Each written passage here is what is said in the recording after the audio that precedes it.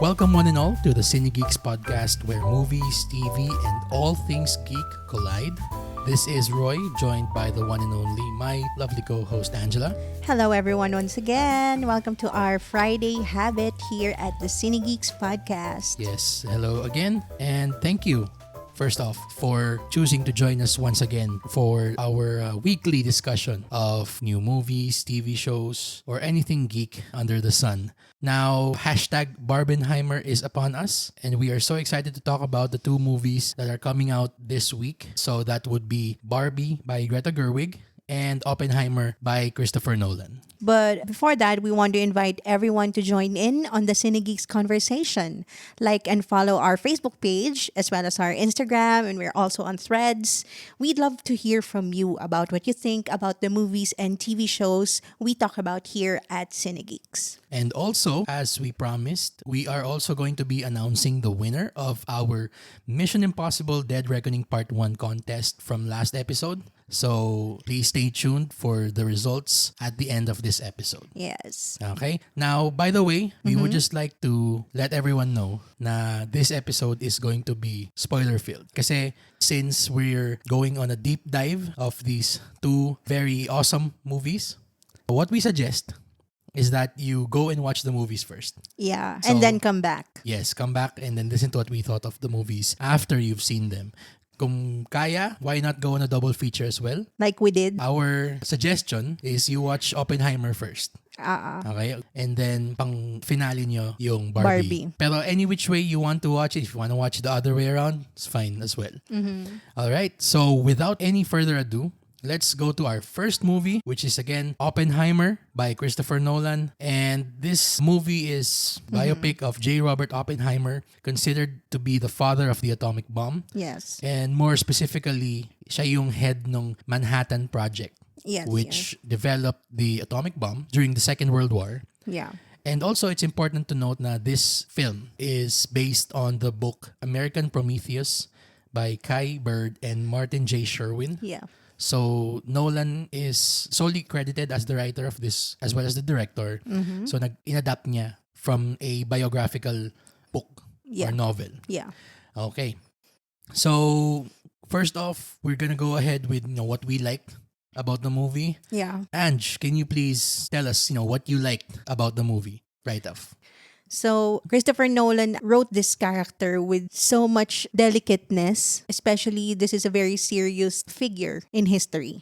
Just like the book, American Prometheus. Prometheus, by the way, is a Greek mythological character who stole fire from Olympus, from the gods, and gave it to man.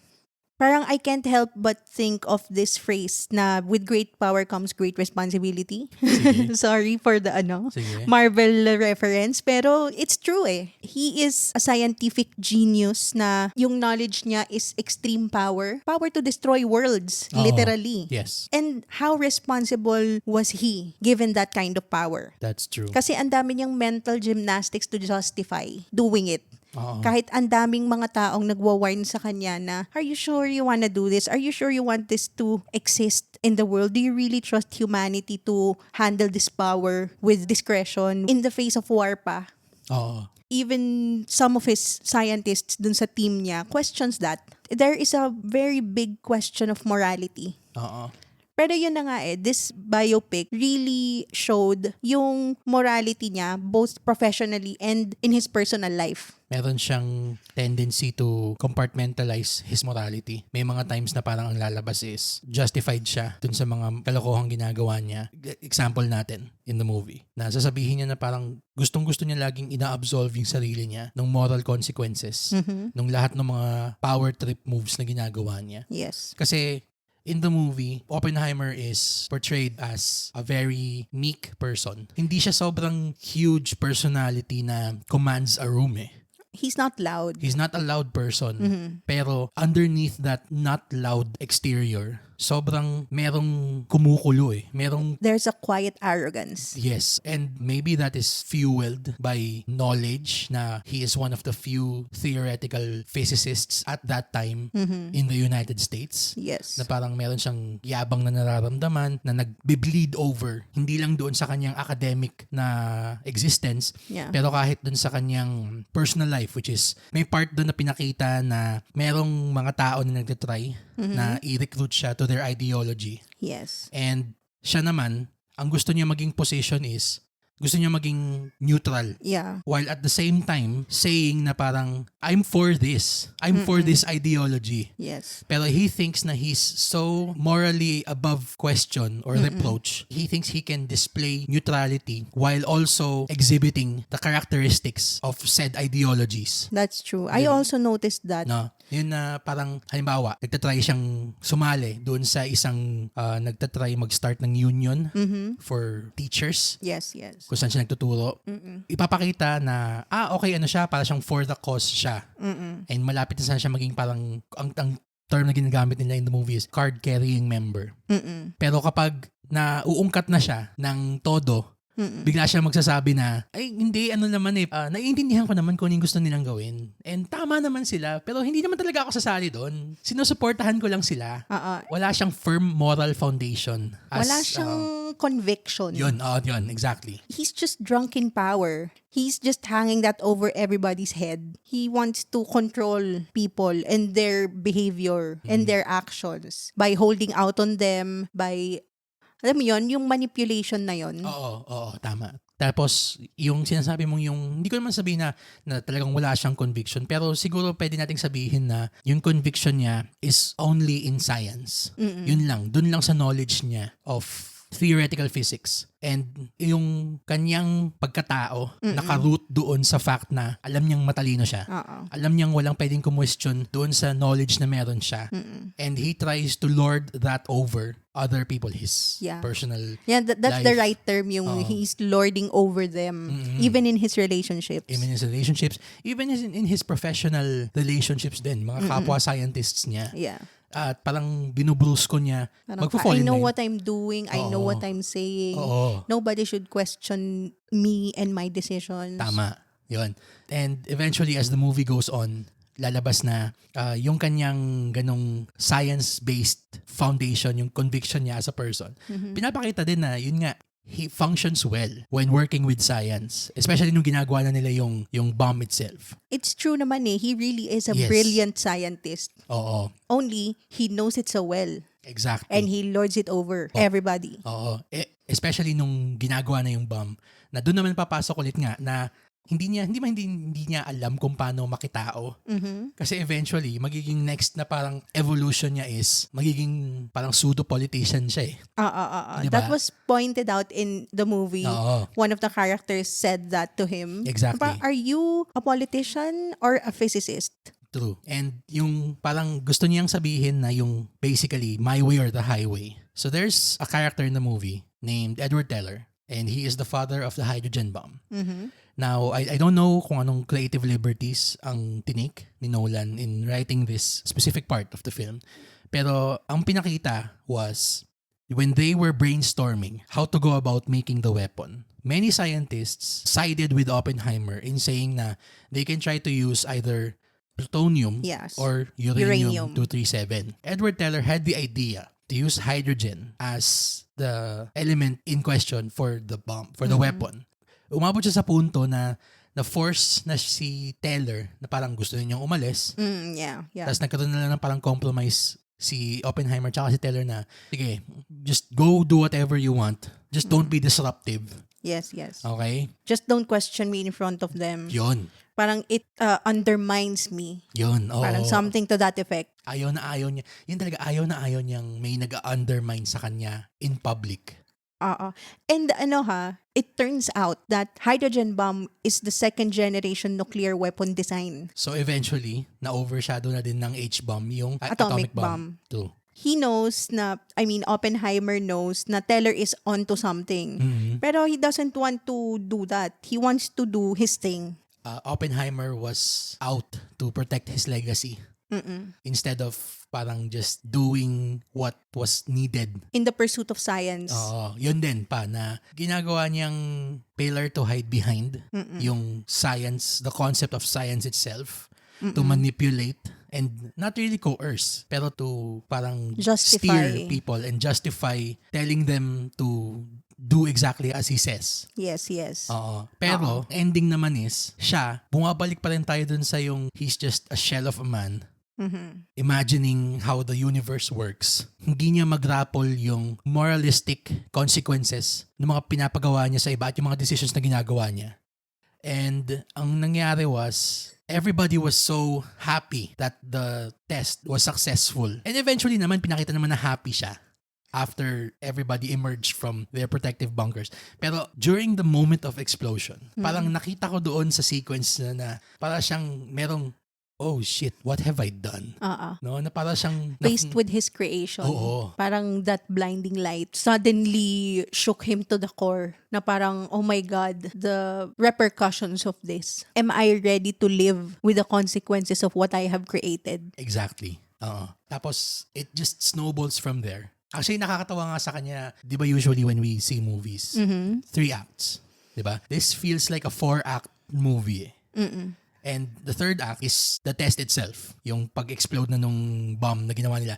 After the bomb explodes, during the test, parang ang naramdaman ko, doon na biglang bumilis ulit yung kwento.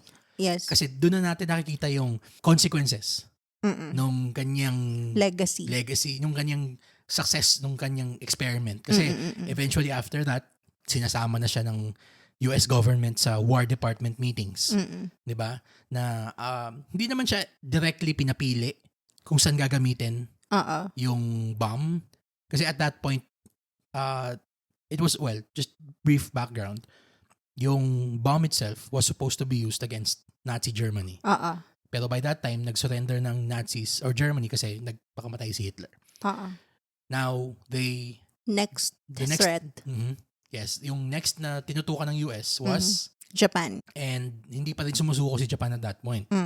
So may mga naging meeting na parang ano bang gagawin natin? Kasi pinipilit na sila ni Truman ni President Harry Truman to use the bomb immediately. May deadline na binibigay sa kanila. Yes. Tapos may isang meeting doon na nag-list off sila ng mga pangalan. So sobrang dark nung moment na yun dun sa meeting room na parang casually palilang ano. Exactly. So what city? Ano sa tingin nyo? Between these 12 cities? Tapos bigla sabi siya, wait, no, 11. Ayoko tong ita kasi nag-honeymoon kami ni Mrs. dyan. Oh parang my God. yung casual. Nakaka-stomach churning nung mga, yung pagiging nonchalant nila. Yung casual evil. Na parang, okay, sino papatay natin ngayon? Parang, oh God. Alam mo nga, ang isa sa mga sobrang niyang disturbing for a movie na walang gore. Yes. Na walang blood. Oo. Na walang violence na pinakita outright. Oo. Parang mas horrific pa siya. Mas horrifying pa siya. Turns out that the real monsters are humans in this world. It's not and any human nature. Supernatural thing. 'Di ba? Kasi yun nga tama ka dun sa sinabi mo ng moment of explosion ng Trinity. Sometimes, as much as scientists believe that they know everything, especially in the case of Oppenheimer na theoretical physicist siya, he only dealt with theory most of his career. Yun pa. Oo. Sobrang Bigla pointed out nun lagi. 'Di ba? Sobrang faced niya nung naging real na kaagad sa harapan niya, nung explosion na yun, nung bomb. Na it suddenly became real. It was just formulas and numbers in his mind. Parang Icarus, he flew too close to the sun. Yes. And when he finally got what he wanted out of his experiment, para siyang, okay, now what?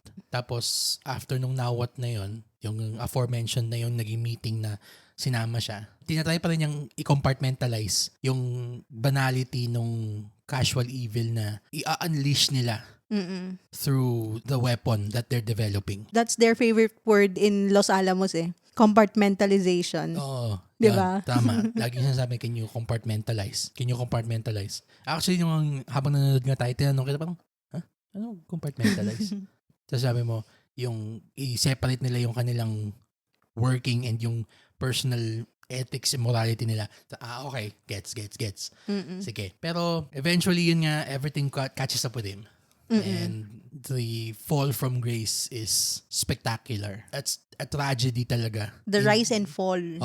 Through and through. Oo. So, I mean, if you do a Google search, you'll know what happened. Actually, you'll know even exactly what happened.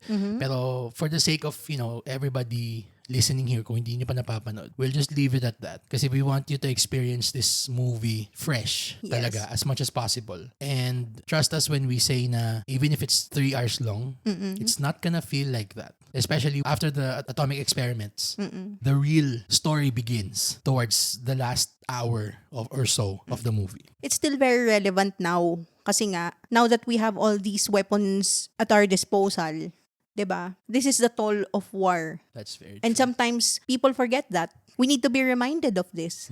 'Di ba? And also, if you are a science geek like me, siguradong who's who din. Kumbaga sa science world napaka star-studded. Some of the biggest names in science were there. Actually, nakakatuwa kasi parang nakikita ko lang sila dati sa textbook. 'Di ba? Tapos parang, Niels Bohr.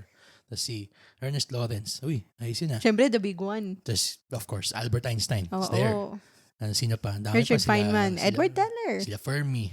Oo. Yun. Sino tong, Heisenberg. Heisenberg, of course. Who can forget? Si si Serber, si Lomanitz. Basta ang daming mga sa textbook mo lang nababasa. And seeing them alive on screen, para siyang a who's who nga, tama ka, a who's who of characters from, science in general talaga. Yeah. And on that note, let's talk about the performances. Okay. Kasi talagang if yung writing and directing is God tier, as in what you expect from Christopher Nolan, pati din yung acting Olympics din tong scene na to. Ibang klase talaga. And leading that is Cillian Murphy. Yes. Absolutely fantastic in the lead role of Oppenheimer. Finally. Yes. Finally kasi we haven't seen yung Peaky Blinders yet. I know na siya yung bida doon. Yeah. Pero from what we know, na usually ang roles niya is supporting. Alam ko siya yung bida dun sa yung 28 Days Later. It's a movie I haven't seen in a long time. Pero ako, I remember him talaga sa Red Eye. It's not a Nolan film, pero dun siya napaka-terrifying yung villain dun. Diba? Oo. Sobrang niyang effective in supporting roles eh. He brings out the best in his co-stars. And it's fantastic na he finally gets to shine. Stage front siya. Doon sa scene na yung sobrang may quiet sadness, yung melancholy. Tortured soul. Yung pagiging tortured ni Oppenheimer. Hindi niya kailangang magsalita eh. Sometimes he just has to stand there and look out into the horizon. True. And Cillian Murphy absolutely nails it talaga. Acting with his eyes. Yun. Micro-expressions. With his eyes, with his yung body language niya. Yung non-verbal niya. Ang galing. Sobrang compelling and sobrang deep. You know that he understands the character in a deep way. And to add to that, na sinabi mong yung sobrang deep, yung pinaghuhugutan niya, you know that he absolutely did his homework. Hindi lang niya ginagamit yung kanyang parang acting powers. It feels like you're really watching J. Robert Oppenheimer in front of you. May mga moments nga doon na parang nawawala na siya sa utak ko na I'm watching Cillian Murphy eh. Ganun siya ka-effective talaga. Ganun siya na-immerse in the role without being method. Yeah. Okay, hindi siya nag Daniel Day-Lewis na there is no Cillian Murphy, there is only Oppenheimer. Hindi siya ganun eh. Actually, you read my mind when you said Daniel Day-Lewis kasi I was about to say na napaka-comparable nung performance niya to Daniel Day-Lewis. To how he acts usually. He just becomes the person. True, very true. Is he the next Daniel Day-Lewis? I sure hope so na he is able to get or at least be looked at as a lead for many more mainstream projects soon. Well, needless to say, he's gonna be nominated. Oo. He's gonna be a fixture in the award season for sure. Talaga. And speaking of another fixture that will be for this next year's Oscar season, Robert Downey Jr. gives, ako, in my opinion A career best performance. Yes, I agree. Even better than Chaplin and even better than Tropic Thunder. Talaga. Oo. Kasi yung Tropic Thunder and Chaplin plays into his naturally, yung inborn niyang comedic talent eh. Kasi meron siyang yung natural niyang charisma eh. Yes. Hindi mo ma-deny na talagang sobrang niyang easygoing, sobrang niyang Charismatic. Yun, charismatic. Sobrang, ang gaan ng loob mo sa kanya when you watch him. Ganun, hindi siya yung parang ang bigat ng performances niya. Pero dito, grabe yung iba-ibang levels, iba-ibang faces, iba-ibang facet ng isang character na pinortray niya. Grabe yung gravitas. Oo. By the way, just to give a bit of background, he portrays Louis Strauss. Louis Strauss was the head of the U.S. Atomic Energy Commission during the time that Oppenheimer was also part of it. He was the one who recruited Oppenheimer. Exactly. And that is very important. It's gonna be a very significant part of the story. Yes, very much so. Talagang, if you thought that this was just about Oppenheimer's life and then the bomb experiments, it's just half of the story.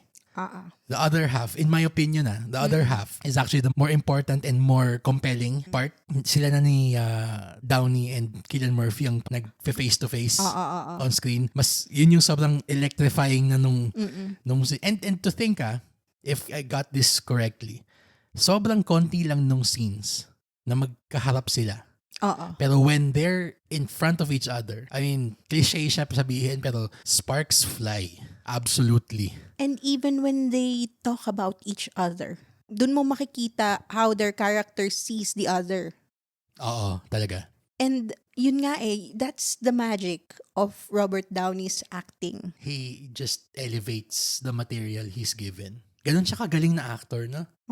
Siguro, kaya din nagdumatak sa buong mundo yung role niya of Tony Stark. Kasi what could have been just a one-note role? Sobrang good guy, ganyan. Good guy with demons. Sige, fine. Merong opportunity to add a bit of layer.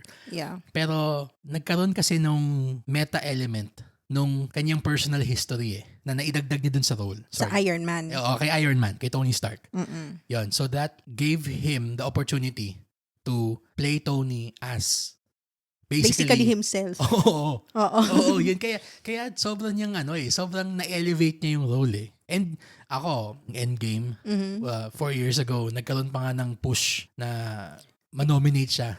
As best actor. As best actor. For Endgame. For Endgame, sana. I mean, the Academy will never dignify genre films. Yes. So, that's never gonna happen, sadly. Pero, isa siya dun sa mga few na mga actors in superhero films na talagang deserving of recognition. Talaga. True. Talaga. Lest we forget, Emily Blunt as Kitty Oppenheimer. J. Robert Oppenheimer's wife. Yung quiet intensity. Yung fire inside her. Kitang-kita mo dun sa, hindi na kailangan magsalita ni Emily Blunt eh. Alam mong just yung... those looks on her face, no? Mayroon siyang fight in her eh. That's true. Well, she was also a biologist kasi naman din. She was also an academic. True. She's also brilliant in her own way. And mas meron pa nga siyang fire as compared to her husband. Oh yes, when the story, goes towards its final moments na talaga makikita mo na siya na lang yung only source of strength na meron ng asawa niya. And also, ang daming great minor performances dito. If I can single out one excellent minor performance here, that would be Josh Hartnett's Ernest Lawrence. Oo. Diba? Parang sobrang tagal nating hindi nakita. Although Josh Hartnett recently graced our screens for Black Mirror Season 6. Yes, together with Aaron Paul. Aaron Paul, that's right. Pero we haven't seen him that much in mainstream Hollywood movies as of late. Yes. Pero grabe yung commitment to the role. Alam kong complaint sa kanya, and especially nung sa Pearl Harbor. I wouldn't say wooden, pero sobrang niyang one note mag-act eh. Noon. Okay? I appreciated that he has grown as an actor. Yes, significantly so. Oo. Kitang-kita mo yung kanyang balancing act eh. Na desperately yung tinatry na i-maintain, serving science, serving the US government as a part of the Manhattan Project, and serving as Oppenheimer's friend. And voice of reason. And minsan siya pa nga yung parang shoulder angel na lang ni Oppie. that keeps him in check. Oo. And yung kanyang last moment in the movie na dapat parang mag-a-appear siya doon sa hearing. That was for Oppenheimer's security clearance. Nung dapat pupunta siya, pero nakita siya ng isang common friend nila nakasama ni Oppenheimer, tapos para siyang nakita niya na I'm not gonna kick a man when he's down. Ang gandang moment nun. Expertly played by him. Tsaka siya yung may conviction na scientist. Siya yung pinaka nagpakita ng strong opposition to Oppenheimer, and he stood his ground. Hindi siya nagpa-manipulate or nagpa-intimidate. Oo, yun. Siya. Diba? He went head to head with Oppenheimer. He took the fact na they're equals and used that to fight for his friend's soul. And hindi rin siya naghugas kamay katulad ng ibang scientists. Yes, also. Na parang, I know what you're doing here, but I don't want to be part of this. I don't want my name attached to this. Yes, that's true. Any other actors na stood out for you, maliban nun sa big three? Well, Matt Damon, of course. Notable Jimmy Kimmel best friend, Matt Damon. Yes. Anyway, sorry, go continue. And actually, ang daming mga supporting characters na named eh. Grabe no, I'm looking at the cast list right now and it's a freaking who's who. Kahit dun sa mga sobrang minor characters na. Even Gary Oldman. Diba? Nakasingit pa si Gary Oldman dun. As talaga naman ba siya dun tago, Gary Oldman is here. Ang dami. Matthew Modine, Jack Quaid, sino pa? Si Josh Peck. Diba? Yeah. I'm so happy na yung mga actors na we grew up with, yung mga ka-generation natin ba, they're growing up and finally getting these meaty roles. Si Josh Peck, si Jack Quaid, yung mga ganon, si David Asmalchian. Yan. Si Polka Dot Man. Pero dito, grabe siya. Diba? Yung kanyang, yung range. Yes, exactly. Anybody else? Who else? Marami pa eh. Marami pa akong hindi na-mention. Ang daming mga TV actors doon. Super. Sino ba tong isang sinabi mo na yung nasa The Orville? Si Scott Grimes. Siya yung aide ni Robert Downey Jr. Sorry, yes. You're right. Well, I will mention one who isn't here. Michael Caine. Oo nga. Kasi sino naman kaya yung pwede mong niya? I-portray niya kaya dun. Hindi naman niya kamukha si Einstein. And can he do accents? I think he can naman. I haven't seen him in any other accent. Well. Yung kanyang Michael Caine. My cocaine. Yung accent lang niya. Pero siguro yun, kaya siguro nag-sit out muna siya dito. Kasi yung only old man role, hindi naman niya kamukha. Si President. Well, yung dalawang yun. So si President Truman at saka si Einstein. Yeah. Hindi niya kamukha masyado. Pero okay lang. And those two characters has to have a certain and specific accent. Oo. Special note din pala to Tom Conti.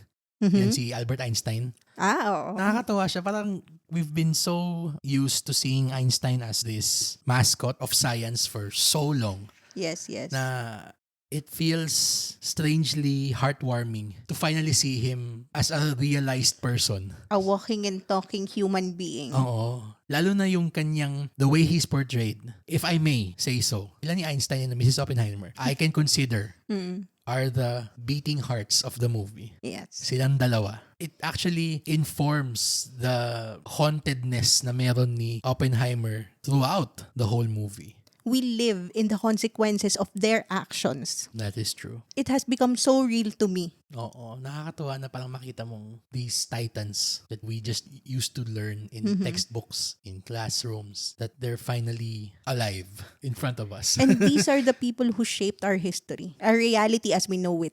Again, based on what we've talked about so far, I'm pretty sure you can get na this is, again, an acting Olympic movie. Everybody brings their A game. Even actors na sobrang liit lang ng screen time. True. Diba? Everybody talagang, you can just feel that everybody absolutely loves to work with Christopher Nolan. Yes, If there's anyone who says na there's an actor's director, that it's him. He's one of that. He brings out the best in every actor that works with him. Talaga. He elevates everybody in his creative process in every facet, which takes us to the technical side of the movie. Yes. So why don't you go ahead and you know these things. Okay lang. Sige.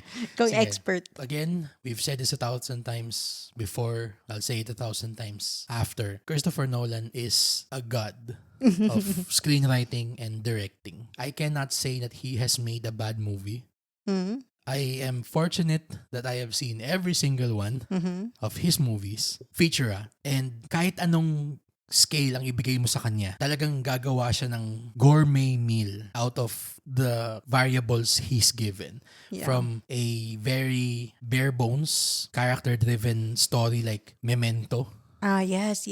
to the biggest, most bombastic blockbuster, The Dark Knight, The Batman trilogy. the Batman trilogy. He finds a way to find art in the noise that permeates cinema. Alam mong in the hands of a lesser director, they would play those movies very straightforward. Yes. Especially now that they would rely so much on CG, on visual effects, magiging crutch siya ng mga director na yon. Yes. Nolan finds a way to make sure that everything is real on screen kasi alam niya na kapag nakikita mong totoo yung nangyayari sa harap mo, Yes. iba yung visceral reaction mo eh. Oo. 'Di ba? And that also adds to him using IMAX as his medium. IMAX has been a source of controversy for a long time. Yes, Kasi yes. some people say it's gimmicky, some people say it's unnecessary, it's a cash grab. Pero I can say na Christopher Nolan is the one director who absolutely has to use IMAX every time he shoots a movie. And you know why? Yeah. Because he uses his medium also as a narrative instrument. Yes. He uses it as part of his stylistic storytelling. Diba? Like what we've seen in Memento, the black and white and the colored scenes and the changes in aspect ratio tell something about the story that he wants to tell. Diba? Yes. And Ano siya eh, part siya nung narrative. buti na touch upan mo yung sa aspect ratio. So for our listeners that aren't familiar with that, aspect ratio is the size of the picture you see on screen. So maraming iba-ibang aspect ratios in cinema, pero when you watch this movie on an IMAX screen, yung sinasabi ni Ange kanina na yung he uses it as a narrative instrument, there are parts in this film that open up fully, as in the full IMAX screen is used. And that is signifying a specific plot line in the movie. Tapos bigla siyang babalik sa 16:9. 16:9, yung widescreen na aspect ratio. Tapos bigla siyang magiging yung IMAX na big screen ratio bigla, just to tell you na okay, we're in the quote-unquote present of the story. And then yung babalik na 16:9 for the quote-unquote future part of the story. Tapos pati yung pagiging black and white niya, And colored. and color. Alam mo kung ano yung part nung story, kung nasaan ka na. Hindi ka mawawala eh. This movie just requires you to really pay attention. Yes. And that attention, that focus that you give it, the movie will reward you in spades. Exactly. And ang ganding kasi, yung kanyang director of photography, si Hoyt van Hoytema, he's been working with Hoyt for the past 4 movies, replacing Nolan's longtime cinematographer, Wally Pfister. But ever since Interstellar, so Interstellar, Dunkirk, and Tenet, hanggang Oppenheimer, si Hoyt van Hoytema, yung kanyang DP, parang meron silang mind link. Meron silang shared vision. Oo, na yung kung ano yung gustong makita ni Nolan on an IMAX screen, alam mong matik na agad kay Hoyt na okay, ganito yung dapat na ano natin. Ganito yung dapat na lalabas doon sa screen. Maipipinta niya kaagad yung picture na gustong makita ni Nolan. Just by, may parang may shorthand sila na we don't usually see in cinemas except for like, let's say si Tom Cruise and si Christopher McQuarrie for the Mission Impossible movies. Na ganun ka sila ka-effective working together. And I can see why he has chosen to work with him ever since Wally Pfister semi-retired. Yes. Way back. That's true. Also, I just want to point out yung music. Oh, yes. Yes, the music of Ludwig Göransson. Also replacing Hans Zimmer. long-time collaborator Hans Zimmer. I actually noticed it. Nawala yung signature buwa ng mga movies ni Nolan. Kasi pag sinabi mong Nolan, tapos may music ni Hans Zimmer, it has gotten to a point where it's a bit memified na. Ano ba yun, gong? parang, hindi, horns. Parang Oo, parang ganun. Parang siyang horn section ng orchestra. Oo, sa And Inception yun, pinakamadalas. doon siya pinaka naging meme yung Inception na gamit niya. Pero ang dami din naman kasi nila naging effective na mga collaborations ni Zimmer. Yung iconic na Batman theme nung Dark Knight trilogy. Yan. I mean, of course, with all due respect to Danny Elfman and his Batman theme, I can say na mas maganda yung Batman theme ni Hans Zimmer talaga. Mas bagay dun sa Batman na ginawa nila. It really sets the tone. Exactly. And I'm happy to say Göransson takes on the mantle of being Nolan's go-to composer seamlessly. Yes. Pero hindi din naman siya nagre-resort ng paggaya doon sa style na ginagawa ni Zimmer dati. Actually, it's very different. Exactly. Although meron silang similarities kasi ang trademark ng isang Nolan film in terms of music is tuloy-tuloy siya as in walang tigil yung tugtog. Oo yung nga. Tugtog. Puro tugtog. As in, You know what? I felt like there was live orchestra playing.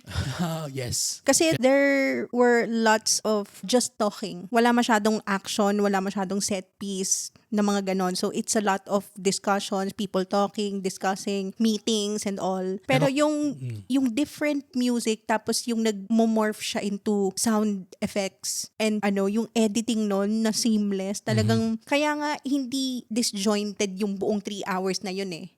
It was like flowing. It was because of the music. Parang the music carries you through the story with continuity, I guess. And hindi lang siya yung propulsive na score just so parang may pakiramdam ka na laging umaandar yung kwento. Yun nga tama yung sinabi mo na meron siyang parts na sobrang tahimik lang niya. Sobrang contemplative nung tugtog. Sobrang introspective. Yes, true. Pero kapag darating tayo sa punto na the action on screen picks up, talagang sinasabayan siya ng tugtog. And even yung point nung finality, yung parang conclusion ng Trinity test, I love na that moment, wala masyadong tugtog. Nagkaroon ng moment to breathe. Yes. Yung sheer scale nung na-accomplish nila. Oo, yung moment na biglang nag-flash yung light, tapos biglang nawala lahat ng sound, complete silence. Tapos yung parang shockwave nun pagkatapos. Grabe yun. Yun yung pinaka-horrifying scene para sa akin. Yes. And we did not even see the actual explosion na sobrang extravaganza. You just saw their faces. Meron palang moment doon, masabi ko lang, natatawa ako. Kasi bago magkaroon ng explosion, pinapasahan sila ng sunscreen for yung protection against the UV rays of the atomic explosion. Tapos, pinakita si Teller. Si Teller, naglalagay ng sunscreen sa mukha niya. Tapos, katabi niyang sa loob ng kotse, si Richard Feynman. Tapos inaabutan siya ni Teller ng sunscreen. Sabi ni Feynman, no thanks, the glass will protect me from UV. Sabi ni Teller, what's gonna protect you from the glass? Yung gano'n na, masabi ko lang yung writing niya. It's not all dour. Okay? There are moments of levity. Meron siyang mga expertly placed pressure release points Lalo na kapag sobra ng you're gripping the armrests of your theater seat. May mga moment na biglang mapapahinga ka naman ng konti. Hinga ka muna ng konti. Tapos saka bigla niyang ila-ramp up yung tension ulit. Pero hindi niya tinitake away yung gravity ng situation. True. That's true. It doesn't even try to parang give levity just because. Just for levity's sake. That's true. Hindi siya quippy. Hindi siya quippy. Yan. Oh my God. Just going back to what you were saying about the sound. Okay, his go-to sound designer, Richard King, is still the one making the sound design and the sound editing for him. They've been working since The Prestige hanggang ngayon. Oh my God, The Prestige. Another masterpiece. True. And actually, we have to touch upon sound for a Christopher Nolan movie. And why don't you go ahead and tell us more about why it's an important thing to talk about for sound? Yeah, actually, for me, his last movie, Tenet, the reason why it's not at my top 3 of Nolan films is because of the sound editing. Kasi when we watched it at home, di ba? It was released Pandemic. during the pandemic. Yes. Was it re-released in the theaters? Unfortunately, no. Ayun. So, we only saw it at home. Tapos, yung dialogue niya, sobrang na-overpower nung music or nung Yes. background music. And even yung sound design din. It was, hindi siya balanced. Mhm. Kaya medyo, especially nakamask sila. Yun pa. Sobrang muffled na nung dialogue nila. Ano siya, shades of even Bane from Dark Knight Rises din pa. Oo, Yun. doon. Only for every character. Well, apart from the very, very complicated story, hindi mo pa maintindihan yung dialogue and yung mga exposition nila. It's very hard to follow. So, I think sound editing is very, very important for you to understand and really appreciate the story and immerse you in that world. Especially that was sci-fi. So, yun yung ko sa Tenet na I have seen na sobrang in-improve this time dito sa Oppenheimer. Yes. They really put a lot of attention onto dialogue clarity. Na they took that criticism to heart and made sure na the next movie that they released, yung team nila absolutely corrected that. I wouldn't say mistake. Kasi on my part naman, for my opinion, I took that as by design. Intentional yung sobrang disorienting nung sound. Kasi nga, it's about a movie, about time going backwards and forwards, sometimes at the same time. Yes. So, it's supposed to be disorienting talaga. Pero I can also see where you're coming from as a cinephile na one of the most important aspects of cinema is sound. Yes. Of course, you have to hear what they're saying. You have to hear the music and the sound design, the sound effects, essentially. So, actually, if it's not a Nolan movie, I really prefer watching movies in Dolby Atmos. yes, that's Kasi true. sound is very important to me. Oo. Kasi it immerses you Grabe. in that world, di ba? It takes you in there. Kapag significant lang talaga yung IMAX dun sa movie experience, that's when I watch movies in IMAX. Yes, that's true. Masabi ko lang sandali, mabilis lang, yung importance ng sound design. Recently, yung isang fantastic na sound design movie na pinanood natin was John Wick Chapter 4. Oo. Grabe yung suntok, grabe yung putok ng bala, grabe yung hits ng kotse, yung mga pagbagsak niya sa semento. Oo. Ramdam mo yung, see exactly, it brings you into the movie. Excellent sound design can transport you there. Can make you feel like you're the one in the middle of the action. Yes, that's very true. We're very happy, not just me, we're very happy na he finally, Nolan and his company, finally corrected that big criticism from Tenet. And it paid off in spades talaga. The sound was galing. Alam mo, meron akong isang naaalala na scene doon na nung in-announce niya yung victory nung testing nung Trinity. Tapos yung nagsustomp lahat ng mga scientists doon sa bleachers. Tapos yes. parang that parang sound din siya ng explosion. Continued explosion. Yung parang yung aftershock ng Yung explosion. speech niya, di ba? Tapos, alam mo yung nadidisorient siya, sobrang jarring, na yung sound na naririnig niya, nagmamuffle unti-unti. Tapos, parang in the middle of the cheers, meron kang maririnig na biglang isang scream. Yun. Yes. Sobrang tumayo yung balahibo ko doon. Ako din, no. Grabe yun. Diba? Ang galing niya. Na parang in the middle of 1,000 cheers, one scream, yung nag-stand out na. And then, nagkakaroon na siya ng visions na some people cheering and then suddenly they were crying. Grabe yun. Talagang great technical achievements in the service of story. And great use of the sound editing. Talaga. Speaking of editing, even the film editing itself was talagang, I'm sorry if we can't stop gushing about this movie. Kasi talagang everybody was in their A-game. Everyone brought their A-game. Editor Jennifer Lame, yung editing niya was anything but lame. Sorry, I had to. Okay, it was right there. Yung kanyang way of making sure na yung every intersecting storyline didn't feel disconnected. She knew when to cut the next frame na kept the narrative cohesion going. She also knew when to make sure na two seemingly separate plot lines and the timelines converged, at the timelines especially, the two separate timelines converged in a very beautiful way, especially towards the end. Ang galing nung, yes. ang galing nang talaga. Ako, ito, and this is not me, I hope I'm not pandering when I say this, Pero, there are movies na maganda, edited by men. Pero I'm of the belief na the greatest editors, film editors of all time are women. Talaga. Kasi ako, I can say na yung Star Wars, that was edited by George Lucas's ex-wife. Marcia Lucas, if I'm not mistaken. Okay. Yan. This was done by Jennifer Lame. And if I'm not mistaken as well, for Martin Scorsese, okay, his go-to editor is Thelma Schoonmaker. So I just mentioned 3 of my most favorite directors of all time. Yeah, true. Scorsese, Lucas, and Nolan.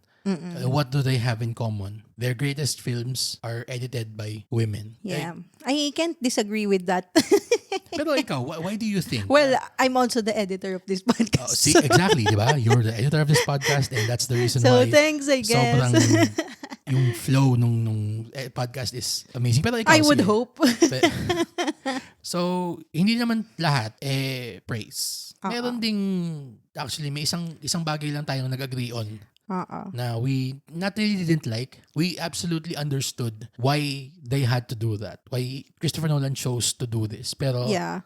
Pero ako kasi, it's not that I didn't like it, pero it was kind of jarring to see the explicit nudity dun sa mga sex scenes. But this is R16 naman. So, yeah. Pero it felt out of place. Especially following Nolan's filmography. This is the first time I've seen this in any of his movies. Pero I understand that it's, it has to do with characterization. I agree with you completely. It felt out of place. And, well, just judging naman kasi from the previous times na Nolan has dealt with the concept of sex, doesn't like to linger on it.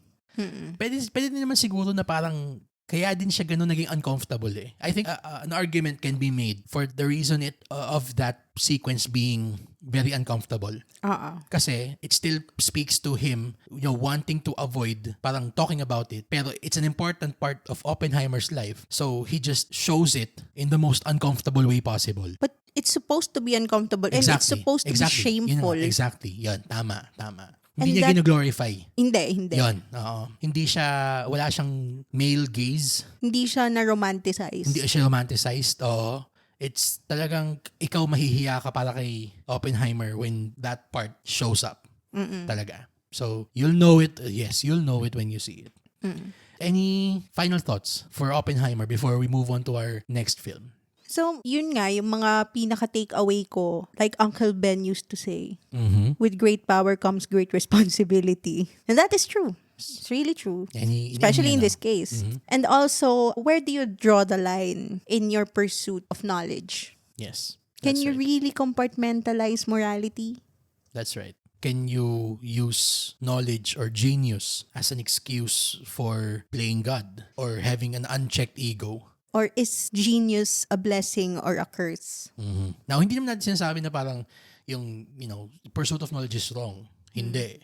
Pero if you use the pursuit of knowledge to further any malintent, maybe you should take time to ask yourself the hard questions. Are you pursuing knowledge for the right reasons? How much power should be given to humans? Yes. Kasi with little or a lot of power they have, they'll use that to destroy each other. That is the unfortunate truth. Yes. So, on that note, yeah, feel free to answer all that questions. Yes. Very existential. Sobrang niyang existential. Pero yun na nga, we heartily recommend this movie. 5 stars out of 5. Yes. Talaga. If you are able to watch it in an IMAX screen, please seek out the nearest IMAX screen. It's worth it. Every second of it is worth it. Talaga. Sobrang sulit. And after that, actually, it's very advisable to watch Barbie because you really need to decompress. After that, you'll question your reality and your existence as a human being. Which brings us to our next film in this double feature. Again, the aforementioned Barbie by Greta Gerwig. So just a short synopsis of it. The movie finds Barbie's charmed existence is thrown into disarray when weird stuff starts happening around her. Bagay niya hindi niya ma-explain. As such, she begins a quest of self-discovery that may or may not have big consequences for her world and the real world. Yes. Also, Ken is there. He's just Ken. So, why don't you start us off with the things that you love about this movie? Well, to start off, I wanna discuss first the story of Barbie, written by Noah Baumbach. And Greta Gerwig. The way they portrayed Barbie, especially sa first act, was the perfect Barbie, the stereotypical Barbie. And that is Margot Robbie. Perfect casting because she's a real-life Barbie, diba? Very glaring yung fact na merong inequality, but Barbie holds all the power over Ken. Yeah, I agree. Oo. Meron gano'n na parang yung mga Barbie, syempre Barbie land eh. Tapos, yung mga Barbies, may mga positions. Sila may Dr. Barbie, may President Barbie. Tapos, meron yung mga physicist Barbie.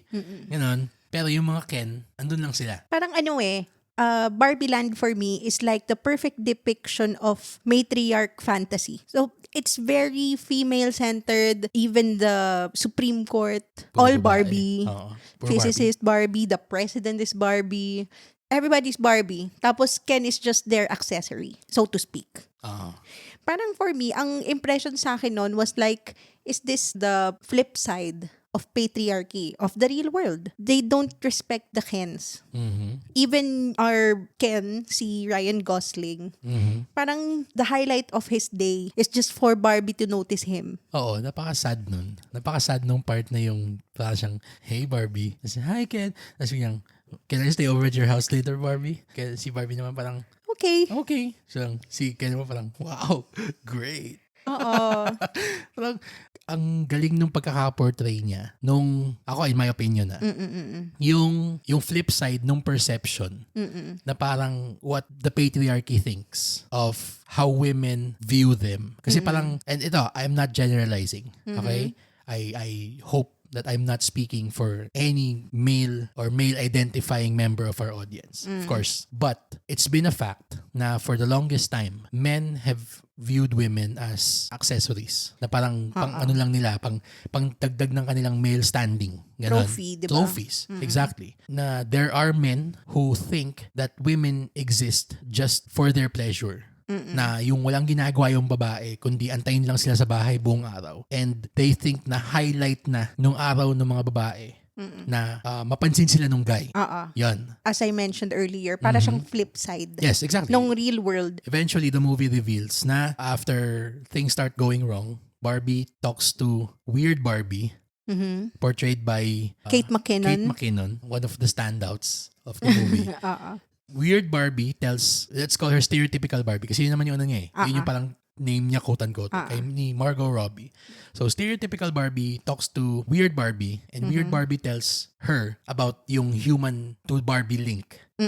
Na kung paano siya pinaglalaroan ng kanyang human child. Yes. That affects her existence in Barbie Land. Yan. Her thoughts, her dreams, her emotions. Yes, exactly. Yan. Ngayon, yun makikita na yung parang paano siya na nagdi-disconnect ba doon sa fantasy of Barbie Land. And eventually she goes off to the real world alongside Ken na salingkit na naman niya. Kasi talagang yung pagkaka-portray ni Ken dito, excellently played by Ryan Gosling. Sa himbo. Talagang sobrang himbo niya. Or male bimbo. Yung kanyang, ang tawag nila, Kenergy. Yan. Meron siyang Kenergy na i-imbue doon sa character ni Ken. Na parang kitang-kita mo yung longing niya eh. To be recognized as a fully formed being and not just a small part of An Barbie's afterthought. day. Oo, tama. And going back to what you said then, na it plays excellently into the inversion of what's happening in real life. Which he realized when they got to the real world. Yan. Exactly. So they get to the real world and eventually Ken finds out about the patriarchy, the concept of patriarchy. Well, morphed. And And comical. toxic patriarchy. Yung Yes, ganun. yes, Yeah, yeah. like that's the right term. Uh-huh. Eventually, he gets into the concept of toxic patriarchy. Tapos yung everything wrong about being a man, in my opinion okay, yun yung parang Na-pick up niya. pick up niya na ano ba ang dapat na parang pagiging guy. Dapat tayo, domineering tayo ang boss, parang ganun. Na, Bring me beer. Bring me beer, babe. Parang, parang ang sad lang kasi there are, in real life, I would think that there are people who are as emotionally fragile as the character that was portrayed, ni Ken, na nag-gravitate sila to an ideology instead of it making them a better person. Para siyang na-exaggerate pa yung worst impulses nila. Yung ganon. Kaya I appreciated it that the movie, although kulang in my opinion, and we'll get to that later on. Yes. Medyo kulang yung pagkaka-resolve ng kwento ni Ken. Especially dun sa concept niya ng patriarchy. Oo. And yung concept of his identity. Do you think the movie addressed that sige, let's go over to the concept of women empowerment. Okay? Kasi yun yung pinaka Message parang nitong movie Yeah. Okay? Do you think that the movie itself, in spite of this flaw na we addressed ngayon, was it satisfying or was it to your liking? Satisfactory ba siya? And how it displayed the concept of women empowerment for you? Ako personally, I'm for equality. Okay. I just want to be treated as an equal. Okay. Not to be ahead or to hold all the power. Okay. So you're not necessarily I'm not saying, satisfied na hindi siya naging equal. you're not necessarily saying na mali yung yung parang the women hold all the power. Pero it's more na true equality talaga ang mas better alternative. Am I getting that right? Oo. And that is the fantasy. And I wish the movie just focused on the relationship mother and daughter. Na dahil inintroduce nila yung character ni America Ferrera tsaka yung daughter niya. Yes. And also, if you look at the history of Barbie, Ruth Handler, the inventor of Barbie or the creator of Barbie, created the doll after her daughter. Yes. Even named her after her daughter. Barbara. Diba? Barbara Millicent Roberts is the real name of Barbie. And Barbara Handler is Ruth Handler's daughter. So, that's a mother's way of connecting to her daughter. It's about that mother and daughter relationship. And sana doon na lang siya nag-focus. Kasi nga, like what the movie addressed, yung ideals na hinold ni Barbie when she was created was morphed na over generations. Niresent na si Barbie, na-sexualize si Barbie, naging false beauty standards si Barbie, and then na-accused na siya of being a fascist, another capitalist company and brand. So yon, medyo it just veered away from all the things that it originally represented. Yes. Okay. So if I'm getting this correctly, you thought that the storyline that handled, yung feminism and what is real feminism, it could have been better. Yes. Could have been improved. Yes, could have been better, and you wish na it focused on how Barbie is parang like this gift from a mother to a daughter. Yes, that's Yung it. ganon. And actually, ang ganda nga kasi towards the end, spoilers again, towards the end, we see, not the original, actually there was a cameo of the original Ruth Handler. Yes, that was a very sweet moment. Ang ganda Yes, nun. Natutuwa ako dun. Pero yung si Ruth Handler was actually portrayed by another actress. Yes. Rhea Perlman, the wife of Danny DeVito. So she portrayed Ruth Handler Yes. in a very meta moment for the movie. Yan. Actually, ang sobrang nga niyang meta kasi sasabi na nagpunta si Barbie sa Mattel. Yeah. Tapos, It went Lego movie. yon, it didn't go as far as Lego movie could have went. Pero I thought it went as best as it could. Without parang overstretching the concept. And still, it's Mr. Business. Oo. Ayun. Si Lord Business pa rin yung Si Lord Business pala. Yun. Pero eventually, nalaman mo naman sa Lego movie na hindi naman siya kalaban. Actually, napaka-necessary niya nga eh. You think so? Si Will Ferrell. Bakit pa siya sumunod? Well, that's true. What was the point of his character? It's Will Ferrell.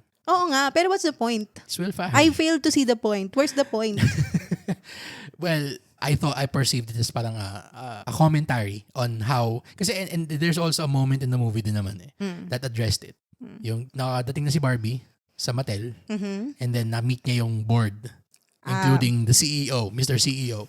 So tinanong ni Barbie na parang, oh, where's the women in charge? Tapos sabi ni Will Ferrell na parang, we had a CEO. Women. We love women. We had a CEO in the 90s. And Another one before that. So look, we have 2 women in the past. So we love women. And I'm a son of a woman. I'm a brother of a woman. I'm a son of a woman. And I am the nephew of a woman aunt. What? I guess primarily he's just there for comic relief. I mean, you can't dispute that. Pero yun na nga I think he was also there to lampoon the idea of the stupidity. Men running the feminist narrative. That's it. Exactly. Yan. So it's just lampooning it to pieces. Pero yun nga Ako ang pinaka na takeaway ko na nagustuhan ko dito is gusto ko yung yung ang dami niya mga callback sa classic cinema. And pop culture references. And, galore talaga. And many cameos na pag nakita mo magugulat ka din. Just like in Oppenheimer, it's a who's who. Sobrang niyang huso. Kaso nakakatawa naman dito, ang daming mga cameo na medyo nasayang. Na I'll get to that in a moment, pero just going over yung references to classic cinema na natuwa ako. Yung opening niya na yung parang 2001 Space Odyssey, yung opening ng sine. Natuwa ako doon. Tapos yung merong song number sila Ken, yung mga Ken towards the end. Song and dance that evokes Grease. Yung parang yung song number nila John Travolta doon.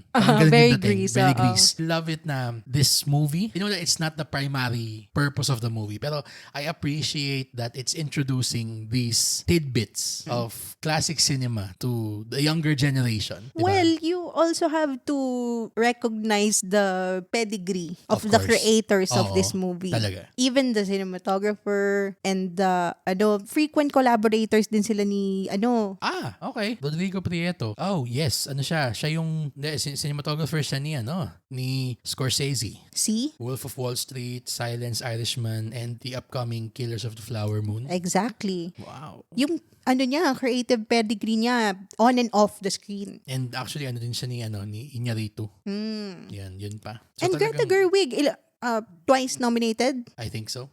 Academy Award for Best Screenplay, nominated for Best Director. Silang dalawa ni Noah Baumbach. It's also a husband and wife production, just like in Oppenheimer. Well, touching upon that, yung wife ni Nolan is his longtime producer. Yan. So, yun nga again, the concept of yung having shorthand or in other words, parang meron kang ka-team sa production mo na gamay na yung creative impulses mo. Kumbaga sa music scene, kung familiar ka sa music terminologies, kamado mo na. Yes, exactly. Very, very true. Yan. So, it's a fun movie, albeit hindi siya actually pambata. Marami nga siyang elements sa pambata, especially kapag sinoshow yung mga toys. Yung everyday life ni Barbie, actually nakakatuwa kasi as in yung mga furniture niya, yung mga pagkain niya, talagang parang kang nilalaro talaga ng Barbie na walang laman yung mga baso. Pero don't you think na that moment itself and every moment that happens in Barbieland is like a representation of how Barbies were played by the people in our generation? Na parang ganun maglaro ng Barbie. Tapos pati yung sobrang predilection for the collector's items of Barbie. Kasi may moment din doon na yung naglalayas ba si Ken ba yun? Yung naghahagis siya ng damit. Naghahagis siya ng damit. Tapos, tuwing hahagis yung damit in the air, titigil yung damit sandali. Tapos, yung actual logo nung mga accessories na yun as they were released in the past appear on screen. Para siyang callback din sa mga old Barbie commercials sa TV. Yun, exactly. Para siyang ganon. So, yung sa akin nga, parang kaya ko nasabi na parang hindi siya pang bata. Kasi yes, children, if kids still play with Barbies nowadays. Or if they still watch TV. At all. Ang mas makakagets ng references to Barbie and her history are millennials and older. Yung mga talagang lumaki sa Barbie talaga. Yung sino doon? Si Skipper, si Midge, tsaka si Alan. Yung Tapos ito pa yung isang yung si Sugar Daddy Ken. At saka si Earrings. Earrings Ken. Oo. I'll let you know later kung bakit. Pag-usapan natin mamaya kung bakit discontinue siya. You're gonna flip when you find out why. Pero yung mga ganon, yung mga sobrang obscure references to Barbie's history talaga. If you don't like Barbie pero you have a passing knowledge of Barbie, you're gonna have fun with this if not for the playfulness and the meta element of the movie. Kasi nilalampun din niya True. yung brand ni Barbie. Hindi lang naman siya maging parang sobrang feminist manifesto. In my opinion, I hope na I don't speak for you or any women. Yes. When it comes to that concept. Pero it also addresses how feminism has already been so warped. And so parang commercialized. Oo. At saka yung concept na parang what is true feminism nowadays? May speech si America Ferrera who portrays the mother of the daughter, the human grabe mother yun. daughter. That hit me hard. Yan. Merong siyang naging speech doon that basically outlines the complexities and paradoxes of being a woman in the world. And yes, nakita nga kita na you got a bit emotional seeing that speech. Yes, I did. Pero ako, narratively speaking, okay, I don't hope to speak na an expert in feminism or in women, of course not. Pero it felt narratively satisfying in terms of the script. Yung naging ending nung parang addressing nila nung ganong concept in the movie. Yes. I was happy naman how Barbie's story ended na she chose to find her identity, her essence, kumbaga. Na she chose to search for the answer to the question, what was she made for? Okay. And not be dictated by her creator and the company that made her. And everything in Barbie Land. Yes. Na nagsasabi na yes, she has the power to be all these possibilities. Pero it's still her choice. She chooses her path and she finds what she wants. Ganon. Kasi ang daming dinidictate ng society. So it's up to us women to define it and to claim our narrative. Kumbaga, just like what Barbie did. Yes. Na even though she's in feminist utopia, she chose to create her own path and to find what she wants. Yes. To find what she likes. To choose who she wants to be. And to choose what she exists for. I had fun. Yes. Okay, I'm not going to say na I didn't have fun. Pero I also would say then na I know na it's not the emotional element of this movie is not supposed to hit me hard. Yes. Pero on that note, I would just like to parang point out lang na medyo nalungkot naman ako kung saan nila iniwan yung character ni Ken. Ako din, actually. Yon. Kasi for the movie to preach about Barbie finding her own thing. Girl power. It's sad na they just left Ken in a state of parang natanggal lang yung tether nilang dalawa to each other. Kasi sinabi ni Barbie na she doesn't want Ken to be her boyfriend. Ayaw niya magkaroon ng relationship, basically. And she's not in love with Ken. And she's not in love with that Ken. Yan, to be clear. Hindi siya in love dun kay Ken. Ngayon, i-relate ko siya sa parang personal experience ko as a guy. Kasi, forgive me if I may parang open the curtains a bit. Peek behind the curtain ba? Nung mas bata-bata pa tayo, okay? Many moons ago, nakarelate din ako dun sa idea ng parang yung buong pagkatao mo nakasalalay sa isang other person. Yung toxicity of that kind of relationship. Okay? So that was way before you. Clarify ko lang sa mga nakikinig natin, baka mamaya isipin nilang may something na. Hindi si Ange to, okay? Hindi si Ange to. Sige. Yung go with your disclaimers. Yung old way of thinking na wala ka kapag wala yung partner mo. Sobrang relatable nung struggle ni Ken. Trying to find something to fill that void in his heart, whether it be him finding out who he really is, him finding a hobby or other reason for living. I would think that that's a struggle that every guy or any individual who has identified in the masculine manner, they've struggled with that. Yung how do I become? What's your purpose? What's my purpose for living? Kasi ang purpose, cousin. Stray Bear reference. Yeah, purpose. Yung ano ba yung papel mo sa mundo? Kasi for guys, in the old way of thinking, sinasabi nila na yung the guy is supposed to be the provider, the protector, yung everything else, etc., etc., etc. Ngayon, nagiging change in our society is the women are equally as capable, if not more capable in some cases.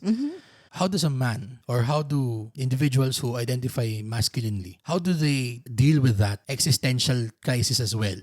So yun lang, medyo nalungkot lang ako na sobrang parang perfunctory lang nung ending ni Ken. Pero it didn't leave me very hopeful for the future of his character. Of course, you don't think about yung ano yung magiging future ng isang movie character. Pero yung... You know how I would have wanted it to end? Sige. Dalawa silang nagpunta sa Sa real world. Sarili world. Doing sa their own ending. thing. And finding their path, finding themselves. Nag-self-discovery journey sila. Discover what they were made for. Exactly. In their own terms. I agree. I totally agree on that. Seeing how Ken was the one who struggled more dun sa identity crisis na yun. Oo. Mas siya, mas nag-hit hardest yung parang who am I na question sa kanya. Much more so from stereotypical Barbie's perspective. Consolation prize lang na parang it's Barbie and it's Ken. Yes, it's not true. Barbie and Ken. Yun lang. I think Ken hopefully deserves it could have been more. Improved. Yes. Yes, Ken deserved more. So, final thoughts. I really loved the movie. It was so much fun. And the toys were so nostalgic. Oo. The pop culture references were just right. Yes. It worked. And nandun pa rin yung kiddie film element niya to it. Pambata pa din siya. Mostly. But you're gonna have a very difficult conversation with your kids when you get home. Especially yung existential stuff. Yeah. Be prepared for that, parents. Yun. For me naman, it's also a recommendation. It's a fun movie as well. Like what we said before we began the Barbie part of this episode, it's a perfect decompressor. And companion piece of Oppenheimer. Kasi yung common thread nila was existentialism. Yes, that's true. Na parang what is my existence for? Diba? Whereas Oppenheimer answered that question na my existence is to show off my genius. Yun yung sagot niya. And to deal with the consequences of that. And how do I deal with the consequences of that? Ang tanong naman dito sa sagot naman dito sa Barbie is, what is my existence for? What am I made for? It's for me to find out. Yan. So, siya?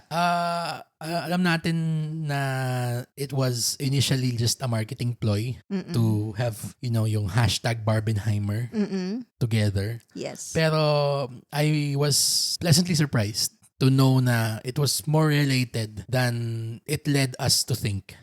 True. And yun nga, it's a perfect parang movie to watch after how heavy Oppenheimer was. Yes. Pagkatapos nung sobrang dour, sobrang you hate the world and where it's going after Oppenheimer. Ito parang, okay, it makes you slightly hopeful for the world. Yes. If we were just as understanding as the movie hopes all of us to be.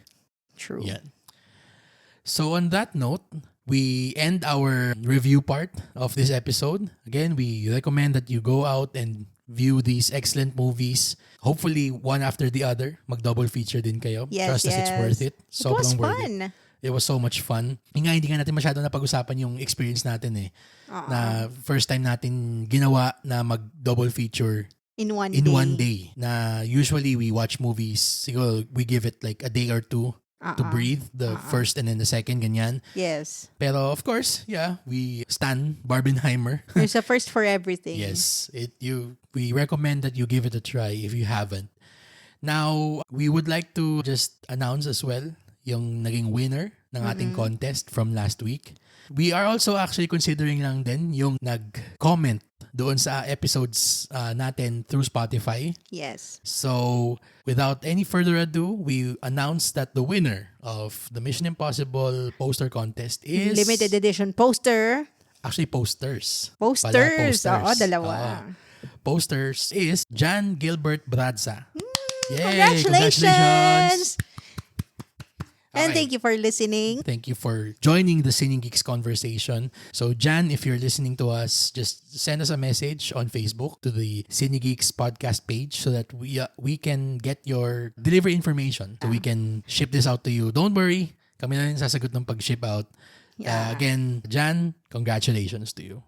Yes. Yes. So, maliban dyan, is there anything else you'd want to about? Any final thoughts for today? Well, The Bear Season 2 is out. Yes, it just came out yesterday as of time of recording. So it's Yes. 20th today. The Same day as Barbenheimer. Yes, the second season of The Bear is already streaming all episodes On Disney on Plus. Disney Plus. And we will be talking about that next week. That's the next episode of the Cinegeeks podcast. So, for my lovely co-host, Angela, Yo. okay, this has been Roy, and we would like to once again thank you for listening to the Cinegeeks podcast, where movies, TV, and all things geek collide.